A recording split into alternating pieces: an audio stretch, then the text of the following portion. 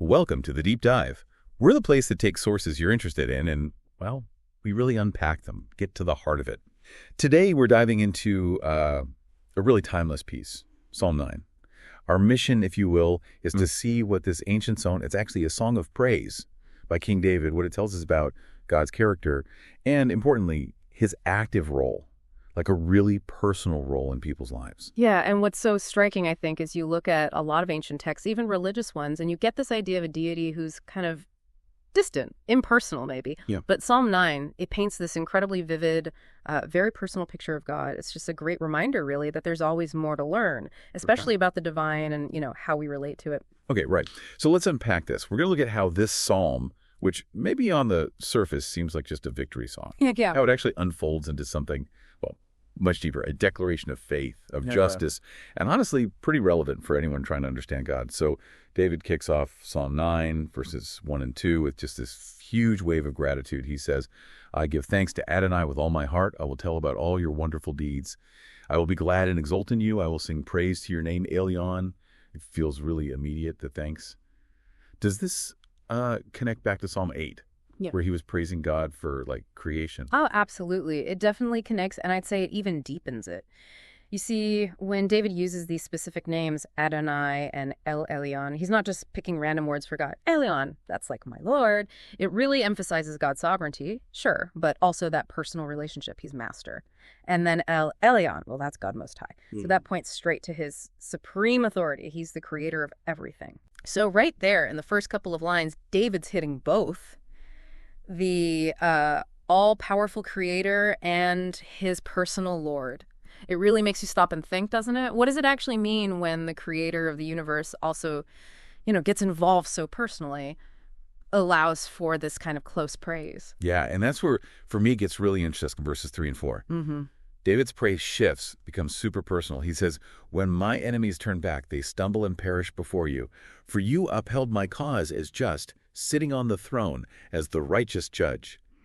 See, he's not just talking cosmic stuff anymore. He's praising God for stepping in, for fighting for him personally. Wow, it's very direct. It is. And, Psalm 9, written centuries before the New Testament, it shows just how intimately David felt God's intervention. It really lays some amazing groundwork for understanding that kind of deep personal relationship with God.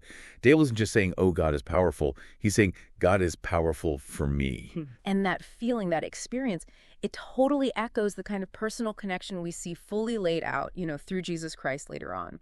Think about it. A lot of ancient faiths had gods who were kind of detached, maybe watching, maybe not. But David, he feels the hand of El Elyon, the Most High God, the Creator, right there in his daily battles, his struggles, his wins.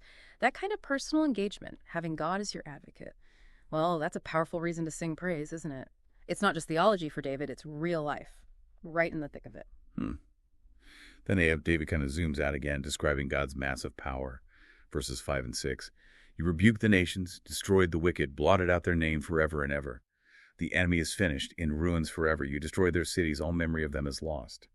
Wow, that's not just winning a battle. That sounds like total annihilation, complete victory. It really does. It's a picture of just overwhelming, decisive power. And, as the creator, God's the only one who really has that authority, that power to grant that kind of total victory, to literally blot out a name, a memory forever. And importantly, this isn't just David looking back. It's presented almost like an ongoing reality, a promise for those who trust God. The sheer scope of his power and justice, wiping out even the memory of enemies, it's meant to be awe-inspiring. His victories are full. But it's not only about battles on earth, right? Even huge ones. Verses 7 and 8, they shift again, emphasizing God's eternal nature. His role as the judge for everyone. But Adonai is enthroned forever. He has set up his throne for judgment. He will judge the world in righteousness. He will judge the peoples fairly. It's not just a general statement, is it? It feels like it connects to, like John's vision of Revelation 21, that ultimate judgment. It reminds you that God doesn't just rule forever. He actually knows every single one of us personally. And his judgment will be perfectly fair. That's got to be comforting for the oppressed. Oh, absolutely. And that brings up a really key point about cause and effect, divine justice. We all know that saying, what goes around comes around, right? Kind of implies this impersonal cosmic balancing act. But Psalm 9, especially verses 15 and 16, listen to this. The wicked are ensnared in the work of their own hands. It says, this isn't just bad luck, it's not some random force, it's a direct result of God's act of justice. He's making himself known, executing judgment. It's like, setting a trap for someone else and then falling into it yourself. No. And that connects perfectly, doesn't it, to what Paul says in Galatians. Do not be deceived. God cannot be mocked. A man reaps what he sows. It just underlines that God is deeply involved in the moral fabric of the universe. He makes sure justice wins out, not by magic, but by his direct action. Okay, so that's the case. When we're facing tough times, when everything feels chaotic or stacked against us, what does this mean for us? Practically, David gives this incredible comfort, verses 9 and 10.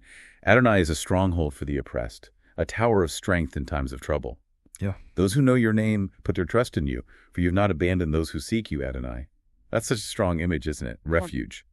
Safety. It really is. And it speaks volumes about God's faithfulness. Yeah. It's unwavering. That's like a cornerstone of his character. David knew this firsthand. God hasn't turned his back on his people, ever.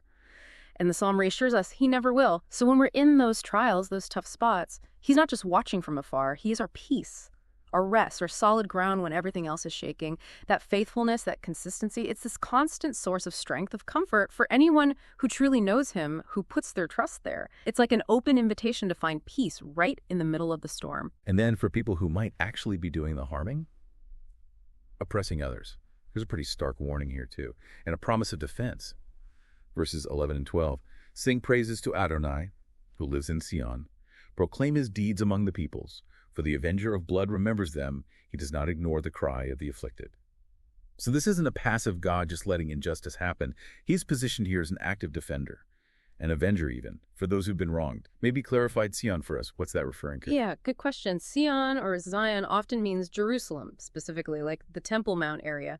But it's more than just geography. It symbolizes God's presence, where he dwells among his people, where he rules from. So when David says, sing praises to Adonai who lives in Sion, he's saying God is right there, active, present in his holy place, listening. He hears the cries of the afflicted. He remembers them. So yeah, the message is clear. Anyone looking to harm God's people, they should probably take note of this passage, because when his people cry out, he hears and he acts. David praised God for that protection, that justice, and we can too. There's deep reassurance there. Then David swings back to his own personal situation. Verses 13 and 14, it's this mix of his suffering and this passionate need to praise God. Have mercy on me, Adonai. See how I suffer from those who hate me. You raise me from the gates of death, so that I can proclaim all your praises at the gates of the daughter of Sion and rejoice in this deliverance of yours. It really hits home, doesn't it? How important it is to praise God after he delivers you, not just yell for help during the crisis. It's so true. And it's such a human thing, isn't it? We cry out when things are bad. We plead, we bargain maybe, but then afterwards, when the storm passes, maybe we forget or just move on too quickly. We don't pause to really give thanks. This verse just makes you wonder, how often do we stop and really acknowledge how God stepped in, give specific thanks for the ways he brought us through, maybe pulled us back from our own gates of death, those times we felt completely lost or hopeless? David's showing that real praise isn't just, general gratitude. It's about naming the specifics, seeing his personal touch. Yeah. Okay, then finally, David looks at the really big picture again, the ultimate consequences, verses 17 and 18. The wicked will return to Sheol, all the nations that forget God, for the poor will not always be forgotten, or the hope of the needy perish forever. This is really stark contrast, isn't it, between those who forget God, trust their own smarts maybe, and those who are humble, who know they need him. The wicked basically dig their own pit. And maybe, what exactly is Sheol? Right. Sheol, it's a Hebrew word for the grave, the realm of the dead, often pictured as this kind of shadowy underworld. So David's saying, look, the wicked, those who ignore God, who act unjustly, their path leads to ultimate destruction, a dead end spiritually and physically, no coming back from that. But in contrast, those who are needy, who are humble, who look to God for, everything. They trust him, and God is faithful to them. Their hope won't perish. It connects everything back to the big picture. God's faithfulness ultimately triumphs over human pride and defiance. It's a powerful statement about accountability. And that ending, verses 19 and 20, it's just so bold, so absolute. Arise, Adonai. Don't let mortals prevail. Let the nations be judged in your presence. Strike them with terror, Adonai. Let the nations know they are only human. It's like a final plea for God to just show up and settle things, isn't it? Ultimate vindication. Totally. It's a prayer for God to just step in and decisively put his sovereignty on display over all the human arrogance, the rebellion. It's almost this desperate cry for universal justice, an admission that, look, Left to ourselves, humans will make a mess of things, evil might seem to win. But with God's intervention, their true status, just human, limited, will be undeniable. And yeah, that day is coming. We see it echoed in the prophets and Revelation. And for those who trust him, it's going to be a day of rejoicing, the final proof of God's perfect justice. So taking all this in, what does it really mean for you listening right now? Beyond just, understanding an old text, we've seen Psalm 9 isn't just some dusty poem. It's this living, breathing declaration of God being personally involved, actively involved in our lives. His justice is unwavering, playing out personally and universally. And he's completely reliable, our stronghold when things get tough. Yeah, this whole deep dive, it really shows that knowing God, it's not just about agreeing with ideas in your head. It means trusting him. Trusting his active presence, his fairness, his faithfulness. Even when things look bleak, it really pushes you to think critically, doesn't it, about how you see God working, or how justice unfolds, not just in history books, but like in your own life. In the world today, it's really an invitation to lean into that trust more deeply. Yeah, it's just a powerful reminder that why we praise God is tied so closely to understanding who he actually is, his character, his consistent action for his people, then and now. Wow, what a deep dive into Psalm 9. It really does make you think, doesn't it? How often do we genuinely stop and, celebrate God's personal work in our lives? The small things, the big things. And maybe that leaves us all with a really important question to chew on. What does it truly mean for you personally to know God's name and to actually put your trust in him? Not just as a concept, but in the messy day-to-day stuff, the challenges, the wins. How does understanding his character, like we've seen in Psalm 9, actually change how you walk through your own life? Lots to think about there. Thank you for joining us on The Deep Dive. Until next time, keep exploring, keep asking questions, and stay curious.